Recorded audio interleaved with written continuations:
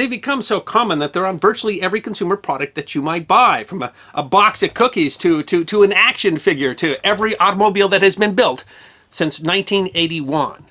They're on mail, they're on scannable tickets. In COVID concerns, they were used to access restaurant menus. Barcodes have become so ubiquitous that we take them for granted. But barcodes are an absolute necessity in the modern world. They're what allow the vast and complex trade networks and supply chains of the modern world to function. According to GS1, which is a nonprofit that maintains barcode standards, there were some 5 billion barcodes scanned every day in 2012. It is history that deserves to be remembered. Humans have engaged in trade for millennia, far back into prehistory. For most of human existence, this was done by bartering, impromptu trading sessions that involved personal negotiations of goods and services without any money involved. As societies grew more complex, bartering became less convenient, especially when humans introduced civilization and the concept of government. Civilizations grew, economies developed, and trade grew increasingly complex. In the ancient Middle East, civilizations like the Akkadians and the Sumerians developed writing largely to keep records, and one of the most important uses of records was in trade. At its most basic, the concept of a barcode was to automate and streamline that system, so that businesses and manufacturers and transit systems could keep track of the millions of items that are moved and sold at countless retailers, trading centers, and factories every day. The 21st century and the development of consumer culture further complicated selling items using price booklets or memory. Huge varieties of branded products would massively increase the number and kind of products so that whole aisles could be filled with the same product being sold at different prices by different companies. It became impossible for a salesperson to memorize even a fraction of a store's prices. In the 1930s, Wallace Flint, a Harvard business student, came up with a concept of an automated system for groceries using punch cards. His automated grocer system involved consumers picking out punch cards that represented particular products, which could then be used on a flow rack, which would automatically dispense those products like a vending machine. Punch cards were actually first used nearly 2 centuries earlier, when Basil Bouchon first used punched holes in paper tape to partially automate control of a loom. In the United States, punch cards had transformed census taking when they were first used to encode data for the tabulating machines in the 1890 census. Flint's system didn't catch on, but however punch cards would become widely used as a means of data processing for businesses and the government in the following decades, as well as for early computer programming and commands. In 1948, a Philadelphia Drexel Institute of Technology graduate named Bernard Bob Silver is said to have overheard a conversation between a supermarket manager and the Dean of Engineering at Drexel. The manager was hoping that the dean could consider working on some way of automating the checkout process so that shoppers could move through the store more quickly. After all, in 1948, the cashier had to manually check each item, determine a price, and add that together for a total. According to the story, the dean was uninterested, but Silver was intrigued and confident that there was a solution. Silver mentioned the conversation to fellow Drexel student Norman Joseph Woodland, who began working on some concepts. He was quickly convinced that a workable solution could be found. One of the first concepts was to use patterns of ink that would glow under ultraviolet light, and the pair built a device to test the idea. While it worked, they found that the ink faded and was too expensive. Woodland decided to dedicate himself to the problem. He left his teaching job at the university and cashed in some stocks to tide him over while he worked, and went to live in an apartment owned by his grandfather in Miami Beach. While working in Miami Beach, he had his epiphany. According to Woodland, he was sitting on the beach thinking when the solution presented itself. He had learned Morse code as a Boy Scout and considered the long and short sounds by drawing them physically on the sand. He described the moment.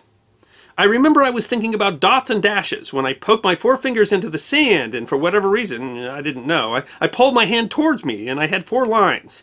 And I said, golly, now I have 4 lines, and they could be wide lines and narrow lines instead of dots and dashes. Now I have a better chance of finding the doggone thing.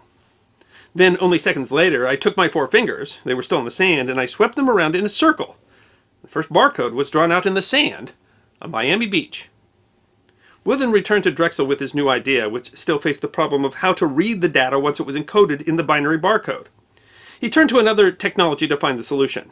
In 1919, inventor Lee DeForest was awarded several patents that he used to develop the optical sound-on-film technology, the technology necessary to create the first talkie films. DeForest's system printed a pattern along a film strip that varied the amount of transparency and then shone a light through the film as the picture ran. A sensitive tube could then translate the shifts in brightness and convert the information to sound. All Woodland needed was a light and a similar sensitive tube to detect the information. During their work, they chose to change the design from linear bars to concentric circles of varying thickness, creating the bullseye barcode.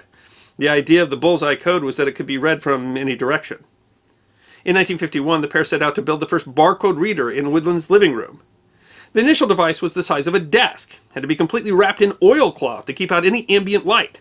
It used a bright light and an RCA 935 photomultiplier tube, originally designed for the sound-on-film systems to read the data. The light was so bright that as they tested the device, some of the paper printed with barcodes actually began smoldering. But they proved, using an oscilloscope, that the system could read information from the barcodes. Of course, there remained several practical issues with the invention. Installing them across the country was impossible given the expense of the 500-watt bulb, which created an enormous amount of waste heat. That bulb was an awful thing to look at, Woodland later said. It could cause eye damage. What they needed was a way to focus a large amount of light with little heat and in a more compact space. But in 1951, lasers didn't exist. They were awarded the patent for the designs and apparatus on October 7, 1952, as classifying apparatus and method. The year before, Woodland had been hired by IBM, and both he and Silver hoped to convince the company to pursue the technology. Coincidentally, Herman Hollerith's tabulating company, which had first used punch cards in the 1890 census, was one of the companies that would later merge to form IBM.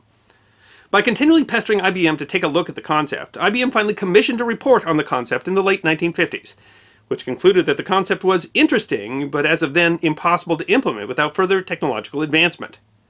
IBM did allegedly offer to buy the patent, but not at a price that the inventors thought was sufficient. The patent only granted Woodland and Silver 17 years of protection, and time was rapidly running out for them to effectively make money on their invention.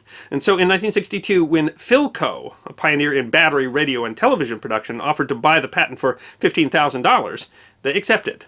This would be the only money the pair made off their invention. And the following year, Bob Silver died of bronchopneumonia brought on by leukemia at age 38. Philco would later sell the patent to RCA somewhere in the 1960s. Also in the 60s, barcodes entered a new phase and a new industry: rail cars. Freight cars travel all over the country and are often lent from one line to another. Keeping track of the rail cars is a monumental task. Several systems were developed, including General Electric's RFID system, and General Telephone and Electronics Corporation's developed CarTrack. David Collins, an MIT graduate, developed CarTrack using strips of orange and blue tape. The Association of American Railroads liked the idea, and it was standard by 1967. Collins used a large reader that could read information based on the light reflected from the cars. In 1975, a full 90% of freight cars had the labels. But problems surfaced. Readings were only correct about 80% of the time, partially thanks to dirt and damage to the codes. Maintaining the codes proved to be too costly and time-consuming, and by 1980 the system was completely abandoned. When Collins failed to convince GTE to invest further in the technology, he founded his own company, Computer Identics, which utilized new laser technology to massively increase the effectiveness and reduce the price of barcodes and readers, helping to propel the technology. In 1966, the National Association of Food Chains had a meeting on automated checkout systems. RCA, which owned Woodland and Silver's original patent, was at the meeting and began working on a project to deliver a checkout scanner. In the mid-70s, the NAFC established the Ad Hoc Committee for U.S. Supermarkets on Uniform Grocery Product Code to manage competing technologies and standardize an approach. The Ad Hoc Committee developed an 11-number code and asked companies to design a system to read it. RCA attracted attention for their bullseye code in 1971, and IBM decided to develop a competing technology. Someone remembered that Joe Woodland still worked at the company and began a new facility in North Carolina with Woodland to make it happen. George Laurer, a longtime IBM employee, came to the conclusion that the bullseye pattern wouldn't work. When you run a circle through a high-speed press, there are parts that are always going to get smeared, he recalled. RCA was learning this at the same time at a test store in Cincinnati. So Laurer came up with his own code using vertical lines, ironically similar to Woodland's original concept. It took some time to develop a system that was small enough to fit on most products while still being readable, eventually based on a barcode called Delta C, developed by Bill Krause. The Delta C system was robust and able to read even damaged, dirty, or bent codes. The UPC code was born, and in 1973 it was established as the standard for the National Association of Food Chains. IBM developed the IBM 3660, a scanner with a digital point-of-sale terminal. UPC's, the grocery industry, from supplies to supermarkets, adopted the technology wholesale. On June 26, 1974, Clyde Dawson, head of R&D with Marsh Supermarket, handed over a multi-pack of Wrigley's Gum, which became the first UPC code to be scanned came out to 69 cents. Dawson later said he chose gum specifically because of its small size to prove the usefulness of the barcode. In 1992, Woodland was awarded the National Medal of Technology and Innovation, the highest honor the U.S. can confer to a U.S. citizen for technological achievement. In 2011, he and Bernard Silver were inducted into the National Inventors Hall of Fame. Norman Joseph Woodland died from the effects of Alzheimer's disease on December 9th, 2012. It took a while for barcodes to fully catch on, but of course they did, largely facilitated when large chains like Kmart and Walmart started using them. Perhaps one of the most important of the early adopters of barcodes was the United States military, which used their own code called the Code 39. Now barcodes are on all sorts of products. They're used for stock checking and inventory maintenance, and of course for checkout scanning.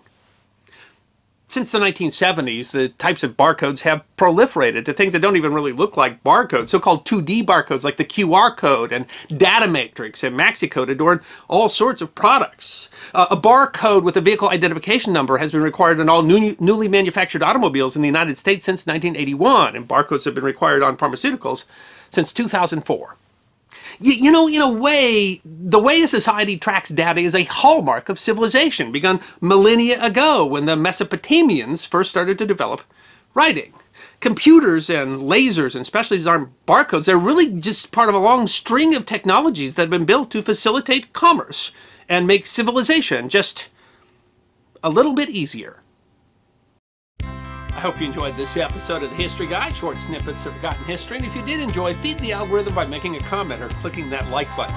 If you have suggestions for future episodes, please send those to our suggestions email box. Check out our webpage at thehistoryguy.net. And of course, we're on Facebook, Instagram, and Twitter.